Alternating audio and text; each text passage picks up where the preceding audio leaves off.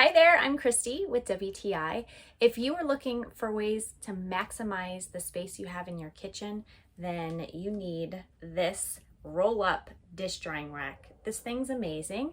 So I got this for our camper. Obviously in a camper, you don't have much space. And I couldn't use a dish drying rack that sits on the counter because I just don't have the room for it. So this is perfect because it rolls and sits right on top of your sink. It's stainless steel, so it's really easy to clean, and then you've got these rubber grips on either side, so I have no issues with it sliding or shifting when it is sitting on top of the sink.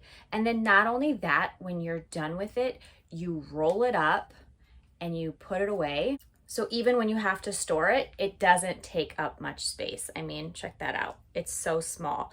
So it's absolutely perfect for what we needed it for. So if you have a smaller kitchen that you're working with and you just don't have the room for a traditional dish drying rack, you are going to love this. And that's my point of view.